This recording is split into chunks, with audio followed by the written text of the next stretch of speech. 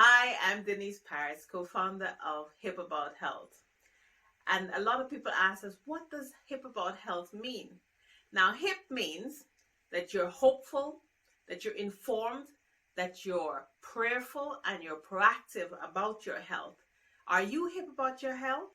I'm Joy, and I'm hip about my health. Hi everyone, I'm Marissa Prophet, and I'm hip about my health. I am Gail, and I'm hip about my health. Hi, I'm Melissa, and I'm hip about my health. My name is Tony Stewart, and I'm hip about my health. I'm Stacy, and I'm hip about my health. I'm Khadija, and I'm hip about my health. I am Sandra, and I'm hip about my health. Hi, I'm Chandel Gums, and I'm hip about my health. Hi, I'm Alison Chester, and I'm hip about my health. Hi, I'm Marsha Rose, and I'm hip about my health. My name is Dwayne Paris, and I'm hip about my health. My name is Desiree Edgel, and I'm hip about my health. I am Natasha, and I am hip about my health. I am Charlene Prince, and I am hip about my health. Hi, I'm Cheryl Gunrad, and I'm hip about my health. My name is Carly, and I'm hip about my health.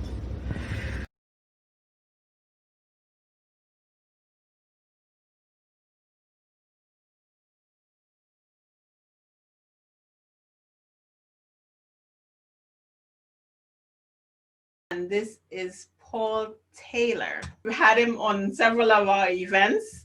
We enjoy having Paul, and Paul is going to be talking a bit, giving us some insight into the health industry and the politics around it, and he's going to explain his topic a little bit more. I know I've had some people ask, what exactly is he going to be talking about? Well, Paul is going to tell you some more about that, but he is going to keep your attention, and you're going to be doing a lot of, ooh, oh, didn't know that, when Paul is speaking. So let me hand you over to Paul. Paul Taylor is the executive director of the Dr. Rath Health Foundation, and they are partners of HIPP About Health. We have been trying to work as close as possible with them. As we mentioned before, most of our information that we provide to you is influenced or informed by the Dr. Rath Health Foundation. So over to you, Paul. Okay, Denise, I'll see if I can get up my screen here. Click on share. Screen, that one. Okay, I hope you can all see that. Yes. Great. Okay. So I'm going to be talking a little bit about the politics of health, as the title there suggests. So I've worked, just for those who maybe people who don't know me, I've worked with the Dr. Rath Foundation for 17 years now, and certainly in the early days, so I joined the organization in 2003, and a very frequent question that I used to get from people when they found out what I do, people used to say, well, what on earth has politics got to do with health? Or to turn it around, what has health got to do with politics? Well, quite a lot, actually. I'm going to be talking a bit about that today. But you know, one of the things that's happened just recently is that really I've noticed that I very rarely get that question now compared to, say, 17 years ago, because I think pretty much now most people realize that the coronavirus crisis is enormously linked to the topic of politics. The way our lives have changed in the last 6 or 7 months is all about politics.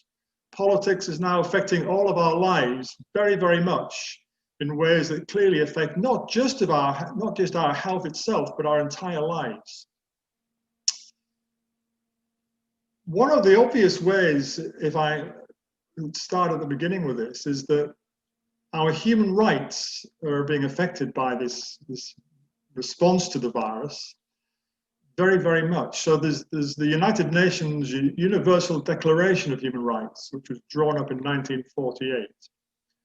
So these are the post-war years, and these were the United Nations attempt to try to define exactly what are our human rights and what do they consist of, what should they be. And the rule of law, really not just in the UK here, where I am today, but really across much of the world now, are resulting in our rights to freedom of movement, clearly, and a lockdown being affected. Freedom of opinion as well, I'll get to that one in just a moment. Freedom of peaceful assembly and association, of course, other lockdown issues, and our rights to work and education. Many people are enormously affected financially by the loss of their right to work, and of course, in the first lockdown in March and April, of course, the right to education. So this lady is the CEO of YouTube, and she recently stated that any videos advising people to take vitamin C, or which go against World Health Organization coronavirus recommendations, will now be removed from her company's platform on the YouTube channel. And there's been large numbers of natural health related videos to do with vitamins and related topics, which are being removed from YouTube now. This is an ongoing, growing problem. But of course, other social media firms, Facebook and Twitter, have also been very active in removing posts or placing warning signs on posts. And this clearly, you know, if you look at the work that our organization does, which I'll explain a little bit more as we get into this, there's an enormous amount of science showing that vitamins, vitamin C, vitamin D and others, and other micronutrients are enormously beneficial and indeed essential for proper immunity. So restricting our rights to share this information clearly contravenes our right to freedom of opinion. But, you know, if you think about it, it shows that the work that organizations like ours have been doing over the last 20 years, our progress in natural health research is actually a threat to the status quo, to the drug industry, to the orthodox way of looking at and treating these problems. So we have a research institute in California. We employ about a dozen scientists and doctors, and one of their recent studies has shown that a specific combination of micronutrients can block the interaction between the binding site of the coronavirus spike. We've all seen these graphics on our TV screens and on the internet. Between the spike and the specific cellular entry door the virus uses to get into human cells. And this is something known as the angiotensin converting enzyme 2, or ACE2 receptor. And this is a very important discovery that our researchers made, because the interaction targeted in this study is the first step in the infection process with the virus. And get this, it's exactly the same biological mechanism that's being targeted by vaccines. The vaccines we keep hearing about that are being under development worldwide. So we know there are natural approaches to blocking viral infection, and in particular between this virus and micronutrients. Micronutrients are very effective in blocking infection with this virus. So this really then brings in the question, so what isn't the World Health Organization telling us about this? Why it isn't telling us about these things? Because it's actually a scientific fact, you see, that all viruses so far investigated can be blocked using specific micronutrients. And in fact, this information about the role of vitamins and immunity is already part of every textbook of biology. It's not like this is magic or special information that's just coming to light now. It's being further developed now, but it's not new. You know, there have been Nobel Prizes won for vitamins, about 9 of them, if I remember correctly. And Dr. Rath's research, the founder of our organization, has shown that a specific combination of micronutrients can support and enhance the immune system against all viruses. And these include vitamin C, vitamin A, vitamin E, the nutrients shown on the screen there. And you will, if you look at the World Health Organization website, you can search it from top to bottom. You will not find this information printed anywhere on that website. And our research team has published studies proving this. You can find these studies, among other places, on the United States National Library of Medicine, PubMed website, the world's premier and largest medical research website. This is interesting. So we're told that the virus has a very, very high fertility rate compared to influenza. And certainly, you know, I'll start by saying this now. And what I'm going to say next, I'm not trying to pretend or tell you the virus isn't dangerous. As Dr. Rath has written on our website, the virus certainly is dangerous, but only to people with compromised immunity. That's very important. So this gentleman here is Michael Ryan, and he's the head of emergencies at the WHO. And in the WHO press conference, he recently admitted that the WHO's best estimates, and those are the words he used, now suggest that around 1 in 10 people worldwide may have been infected with the coronavirus since the pandemic started last December. Unfortunately, Michael Ryan didn't actually explain the implications of this, you see, because if you do the maths, or as the Americans would say, do the math, with the world population standing at 7.8 billion at the moment, this means that the number of people infected is approximately 780 million. Now, on the basis that the global death toll is around 1.1 million, this therefore means, with a 10% of the population infected, that the virus has a fertility rate of around 0.14%. Now, the rate of infection, the fertility rate for flu is around 0.1% or just under that. So based on that statistic, the 1 in 10 worldwide people infected with it, the virus has a fertility rate of around 0.14%. Now, this is interesting because the WHO originally told us back in March, April, that its estimate of fertility with this virus is 3.4% of those infected. So this figure now, clearly, it's much more comparable to seasonal influenza than it was originally thought.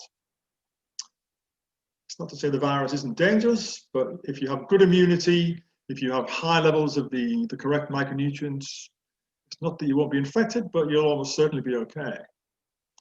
So why is the WHO misleading us? Well, we have to ask this question. Well, if you look at the evidence, the WHO primarily serves the interests of the drug industry.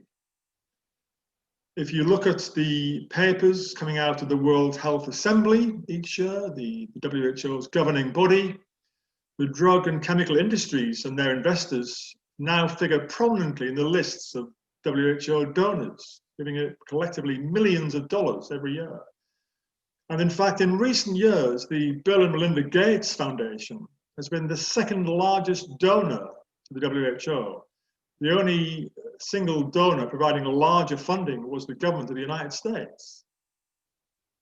So the WHO is closely affiliated with corporate interests. And that's why, clearly, the WHO doesn't want us to know about natural approaches, non-patentable natural approaches to health. Drugs, of course, are patentable, and these patents are the key to creating multi-billion-dollar markets of health. So the World Economic Forum, a few years ago, calculated that by 2030, the cumulative global economic impact of just the 5, not all of them, the 5 leading chronic diseases, heart disease, cancer, diabetes, mental illness, and respiratory disease, could reach a staggering $47 trillion. If you add up all of the earnings in all of the countries in the world, like a global GDP, if you like, it comes to around $80 trillion. So the only conclusion is that the pharma industry's control of health, or rather the pharma approach to health, is a threat to the global economy. The point being, we can't afford to continue like this. We have to about turn and find alternative approaches. The pharma, if you think about it, the pharma approach to health is why we are where we are. It's why we are locked in our homes as we're watching this presentation this evening.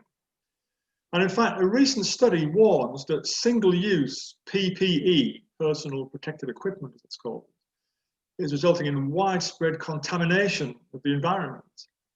In fact, it's now known that every month, 129 billion plastic face masks and 65 billion plastic gloves are being used worldwide in response to the pandemic. I mean, just take the face mask, 129 billion a month times 12 months, that's about 1.5 trillion plastic face masks being disposed of annually now. I mean, this is just, I don't know about you, but to me, this is insane. This is actually a photograph I took. I'm sure we've all had this experience. We walk around our towns and streets, and we see these things just dropped all over the place. It's becoming normal now. So I take a few photographs and I tweet a few photographs. But when I see these things lying around, to me, it's a reminder that the pharmaceutical approach to medicine is failing to control the pandemic. I mean, to me, at least, there's no other conclusion. I don't want to talk about too much about this next aspect, but given that one of the people who said this in the last few months is a Nobel Prize winner, I think we have to at least consider this aspect. So this gentleman is Professor Luc Montagnier. He's a French scientist, and he shared the Nobel Prize for the discovery of HIV. And he stated outright about 6 months ago on French television that the virus was created in a lab. He said it had been designed based on its molecular structure by biologists. And the interesting thing was, he stated outright that it contains genetic elements of HIV, and he insisted that this could not have happened naturally by itself. Of course, he was widely criticized. Of course, this was labeled conspiracy theory, but he is, and he remains, a Nobel Prize winner, a very eminent scientist. And since then, teams of scientists from Australia, India, and China have made similar comments, similar assertions. I think it would be wise to keep an open mind, but certainly it couldn't be argued that Professor Montagnier doesn't understand the genetic structure of HIV and that he wouldn't recognize it when he saw it. I mean, he discovered the thing. So it's an interesting question. It's an unresolved question, but there are growing numbers of scientists who are also now reaching this conclusion. The importance of high-dose vitamin C. So vitamin C is known to decrease or completely block the replication of all viruses it's applied to. I mean, this should be by now, given what that first sentence, this should be common knowledge now, but it's not. Many people are still surprised when they hear this. And get this, so even in cells that have been chronically infected with HIV, vitamin C has been shown to reduce viral replication by more than 99%. Get that, just think about that. Doctors in China, the US, and other countries have now reported the successful treatment of coronavirus patients with high-dose vitamin C. And the Shanghai Medical Association now officially recommends high-dose vitamin C for even light infection with the virus. So vitamin C is clearly very important. The problem is that vitamin C deficiency is now common worldwide. A recent review of the evidence published in the science journal Nutrients examined global research on vitamin C status and the prevalence of low and deficient levels among populations. And we often are told that vitamin C deficiency is rare, but these researchers found that it's actually common in low and middle income countries, but not at all uncommon in high income ones, such as the UK. Clearly, you know, many of us are not getting enough vitamin C, and we need to consume more of it, either through our diet or through supplements. But there's a bigger problem, of course, because the virus, the pandemic, is a global issue. And for more than 800 people worldwide, they suffer not just from micronutrient deficiencies, meaning a lack of vitamins and minerals, they're also short of essential macronutrients, proteins, fats, and carbohydrates as well. Many such people survive on as little as one meal a day. And this has obviously numerous negative health effects. And in the case of school children, I'm going to talk a little bit about shortly one of the countries in Africa we're working at the moment. But in the case of children, of course, it affects their concentration and their ability to learn. And in fact, just a few days ago, there was a news story comparing the height that the average adult reaches in industrialized countries and developing countries. And of course, you know, in many African countries, the average adult height is much smaller, 6 inches or more smaller than the average adult in Europe or North America. I mean, there's no way, of course, the point being, there's no way that this isn't a political issue. Because you see, eradicating world hunger is much, much more affordable than you might think. A recent report, and eradicating world hunger completely by then would cost just 330 billion. To put this figure into perspective, to go back to what I was saying before about global income, gross world product, if you consider the combined gross national income of all the countries in the world, as I said before, it's about $80 trillion. So the 330 billion it would cost to end world hunger is less than half of 1% of that amount. Less than half of 1% of the gross national income of all the countries in the world. Another way of looking at it, look at global military expenditure around the world. It now totals almost $2 trillion a year. And that's an amount that's about 6 times what it would cost to end global hunger. So clearly, you know, had the richest countries in the world really wanted to end global hunger, they could have done it a long time ago. It could be done now very easily. The money's there. But what clearly isn't there is the political will. And we have to ask ourselves why that is. You know, this is clearly, once you think it through, you realize that eradicating world hunger isn't simply just a health issue, it's a clear political issue as well. So a global crisis clearly requires global solution. There's no way of looking at this problem now other than looking at achieving global solutions, not just to this virus, but to health problems generally. Because we are, whichever way you look at it, we're a planet in trouble, you know, and see there the motto of our organization, health, peace, and social justice. We, Dr. Rath, myself, and Terry, who you saw earlier, we look at it from that perspective not just solving the health problem, but doing it in a way that brings peace, not war to the world, and achieves social justice. So what are we doing? What's our organization doing to tackle these challenges? So I talked before about the research that our researchers conduct in San Jose, California. We have world-class scientists there. And the work they conduct is building on Dr. Rath's discoveries in the fields of cardiovascular disease, cancer, and of course, infectious diseases and other areas of medicine. And they've now had more than 100 peer-reviewed studies published on the US National Library of Medicine's PubMed website. As I mentioned earlier, this is the premier medical library of the world. And getting stuff published on there isn't easy, believe you me. But a key part of our mission, I mean, the reason that Terry and myself are here today is that a key part of our mission involves teaching people how to improve their health using nutritional and what we call cellular medicine approaches.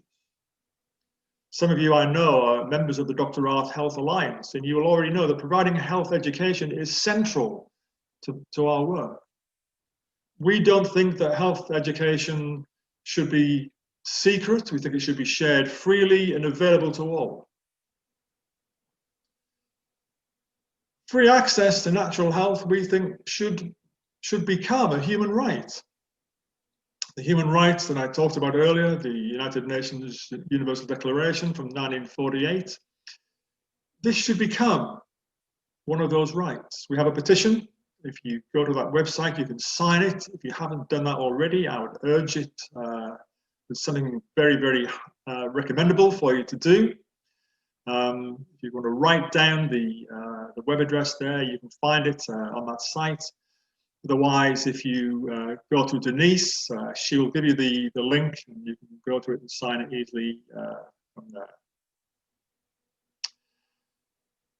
But so I said earlier that this is a global issue, and we work not just in Europe or North America. We also work in Southeast Asia, and also, what I'll talk about next, our work in Africa. Because we now have more than 50 schools in Uganda that are taking part in our international, what we call our Movement of Life project. And I'd just like to say a little bit about that, really. So this is something in 2014, our Movement of Life project already existed by then. But in 2014, we extended the work to Uganda, and we began work in poor areas of Uganda, in the south of the country, just below the equator there. And the goal of the project is to teach young children about the health promoting properties of the fruits and vegetables they can grow in their own gardens, both in the school garden. We encourage them, I'll say more about this in a minute, we encourage them to grow their own gardens at their homes and at schools. You see, because if you look at it, the things I'm going to show to you next are not things that are magic or difficult to do. The World Health Organization and the United Nations and its organizations could easily do this. They have far more money than we are to do this sort of stuff. What we have to ask ourselves is why they're not doing it. You see, because the way aid works at the moment, the big global institutions and international aid charities, essentially poor developing countries become dependent on aid. I mean, this is clearly neither sustainable nor desirable. So our approach is to teach the children and teach the communities how to help themselves. You might, one or two of you may be wondering, I don't know, where is Uganda? Well, it's a sub-Saharan country, just below the equator, there in Africa. I went there last year, and I can tell you, not just in fact, but certainly what I saw, it is genuinely one of the poorest countries in the world. So what we're doing down there involves four main aspects. It involves setting up what we call school health. It involves teaching children about nutrition and cellular medicine in the school classroom. It involves setting up fruit and vegetable gardens in the schools, and then reaching out from the schools into the local communities and encouraging the parents and their neighbours to set up their own gardens as well. So every school of the 50 or so schools in Uganda that takes part in our Movement of Life project is required to set up a school health parliament. The school health parliament is pretty central to the whole idea, really, because it discusses health issues concerning the school and the communities around it. All the decisions that are taken in relation to the workings of the project at the school are not taken by the teachers. They're taken by the children themselves. And I witnessed some really incredible meetings of school health parliaments when I went to Uganda last year. And what it taught me was that if you give children responsibility, if you explain to them what you're trying to do, they are incredibly passionate. Once they understand the benefits, once they understand what can be achieved, it's quite incredible to watch what young people are capable of. Inspiring, it really is. So all the planning and the running and completion of the project is down to the kids themselves. And the spreading of health information around the school is generated by the children themselves, and they go home and go back into the communities. What we're doing here, I mean, if we want the work at our organisation, and indeed, if I dare say, the HIPP About Health team to continue, we have to ensure that what we are teaching people includes teaching the young people as well. I mean, to us, our work in Uganda is also about training the health educators of tomorrow. And as I saw, what happens is the children are not just learning about health, they're not just learning about gardening and nutrition, but they're learning important life skills as well, about teamwork, communication, professionalism, the things there I describe on the screen. And these children, if you think about 50 schools and how many kids are involved, my hope, indeed if I may say, my expectation, is that some of these children may go on into politics and to become educators themselves. Changing the world in many ways starts at school, and in Uganda we are a good way along the road towards, I think, achieving this. So the children learn. I mean, there's so many exciting, inspiring things I saw. In fact, all the photographs in my presentation, in this part of the presentation, were all taken live, locally on the project. And this gentleman there is a teacher in one of the schools, and he's giving a lesson about nutrition and cellular medicine to the children. And so they use our books, our materials in these classes, and they learn that micronutrient deficiencies, a lack of vitamins and minerals and other micronutrients, are the primary cause of chronic diseases.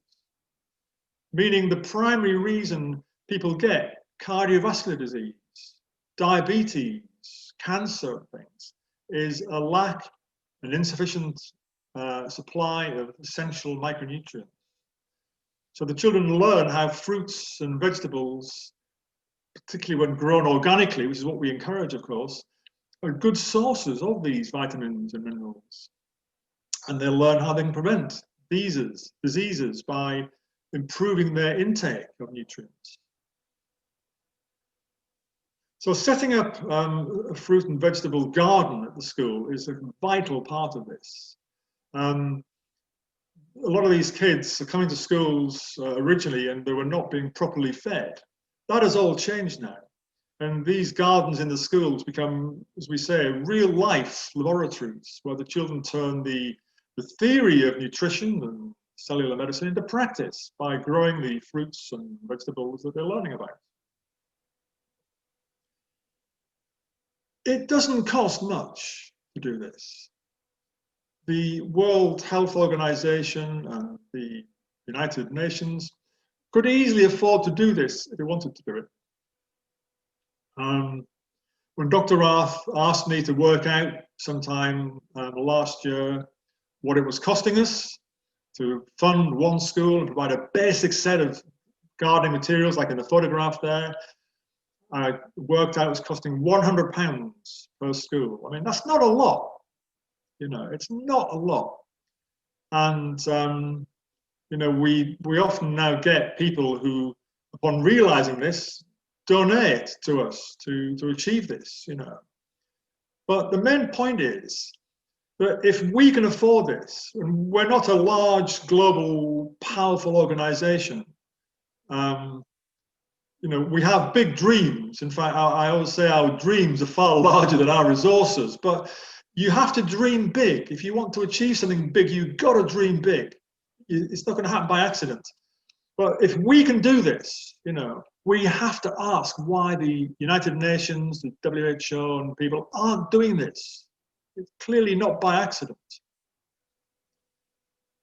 Reaching out to local communities is absolutely vital, and this is the part, in fact, of these four things I've been talking about. It's the part we're focusing on most now.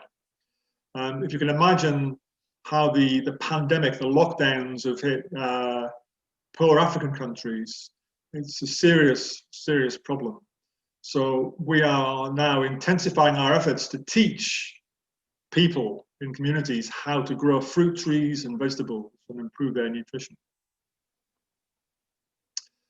This campaign is really central to it. I mean, the campaign title hopefully should convey the message: end heart disease, plant a fruit tree. Because you see, heart disease, as Dr. Rath's research has shown, is primarily caused by an insufficient intake of vitamin C. I'm sure Terry must have talked a lot about this. I'm not going to try and repeat or guess what Terry said, but I'm sure she'll have mentioned this. But you see, Fruits obviously are good sources of vitamin C, and this means that the widespread planting of fruit trees and eating fruit can help save lives. And of course, heart diseases are now the #1 cause of death globally. So in Uganda, we've now successfully planted more than 12,000 fruit trees. I mean, I feel, we've got a long way to go, but and there's been really an enormous amount of work involved to get us to this point.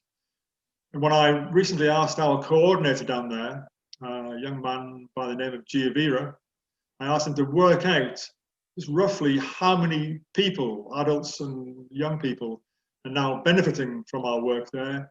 He eventually came back with a number of more than 100,000. Well, it's a start. We dream big. Our dreams are far bigger than that. We're starting now also in Malawi and Ghana as well. But we've reached this stage and we're looking further forward. But to us, it's not even about us donating money to initiate these projects. Because as I said earlier, the big international aid agencies have designed the aid movement, if you like, the aid model, the charity model, to such an extent that these countries become dependent upon aid. We don't see it that way. Our goal is to make this project and these sort of projects we run in African countries self-sustaining. It's the only way they can work. If they were dependent upon us supplying continuous amounts of money, it's never going to work. And in some of the schools already, they've been so successful in growing good quantities of fruits and vegetables. They're now making an income through selling their surplus produce. And this can buy, of course, books and materials for the school, as well as feed the kids and the teachers as well. So making the project self-sustaining is the goal. It has to be the goal. But obviously, it goes without saying almost that there's been many health benefits from the project. One of the aspects is that we're trying to encourage the kids to drink more water. And obviously, down there, drought is a major problem. Many of the schools at times have lost almost their entire crops. And when I attended meetings of some of the various school health parliaments, countering drought was one of the most common topics I heard brought up. But drinking water and improving their intake of nutrients has enabled many of them to reduce their budgets in the schools for painkillers. So, improving their health, we've also noticed a reduced incidence of malaria, because of course malaria is endemic down there. So, the health benefits are clear. Teachers at some of the schools report seeing an improvement in the kids' academic performance as well, because obviously when they're better fed and nourished, they're more able to work and reach their true potential. Because the brain, of course, is an organ, same as the heart and the lungs and the liver, and it needs nutrients, just the same as all of our other organs do as well. So to conclude, improving health and saving lives, the work that our organisation does, the work that Terry's doing, the work that Dr. Rath does, requires us all to work together to achieve it. We can't achieve these things working by ourselves. That's why Denise has formed HIPP for Health. It's why Terry and I came here today to talk to you all. If we can work together, if we can dream big together, I'm sure we can achieve a lot together as well. Now, while I've been talking, I see there's been quite a few questions popping up. Maybe Denise might want to advise me. Denise, have we got time to answer a few questions here? Yes, I think we should take a couple of minutes to address some. Well, I'll pick one of them in particular, and if you can answer them while we move on to the next session. The one at the bottom, the last one by Faith. Yeah. There's one by Faith Robinson that says, why does the cost of plant-based or herbal medicine, why are they so expensive? If you want to grab hold of that one. Well, they might be expensive, but they're a lot less expensive than buying drugs. Yeah. And you see, the other thing is, if you look at the best, without mentioning specific products or companies, if you look at the best products, they are built on research. The best, the most reputable companies in that field carry out research first. The products are based upon research and studies. This is a question you asked. And that costs money. Yes. And well, they also ask, there are a lot of genetic engineering of our food that we eat. I can appreciate the need for growing your own food. However, how could one be sure that the seeds that we are using are not genetically engineered? Well, in truth, of course, we can't be sure of that. You know, there's regulations in the UK are pretty tight on that. But in truth, can we be certain that not even 1% of what we eat is GM? Very difficult. I mean, buy from local farms. Near where I live here, there's a local farm, an organic farm a few miles from where I live. So we buy, we know the farmer, we trust him, we buy from him. I think the best advice I can give there, just be careful who you buy from. You know? Hi, I'm Denise Paris, co-founder of HIPP About Health. And a lot of people ask us, what does HIPP About Health mean? Now, HIPP means that you're hopeful, that you're informed, that you're prayerful, and you're proactive about your health. Are you hip about your health? I'm Joy, and I'm hip about my health. Hi everyone, I'm Marissa Prophet, and I'm hip about my health. I am Gail, and I'm hip about my health. Hi, I'm Melissa and I'm hip about my health. My name is Tony Stewart, and I'm hip about my health. I'm Stacy, and I'm hip about my health. I'm Khadija, and I'm hip about my health. I am Sandra, and I'm hip about my health. Hi, I'm Chandel Gums, and I'm hip about my health. Hi, I'm Alison Chester, and I'm hip about my health. Hi, I'm Marcia Rose, and I'm hip about my health. My name is Dwayne Paris, and I'm hip about my health. My name is Desiree Edgell, and I'm hip about my health. I am Natasha, and I am hip about my health. I am Charlene Prince, and I am hip about my health. Hi, I'm Cheryl Gunrad, and I'm hip about my health. My name is Carly, and I'm hip about my health.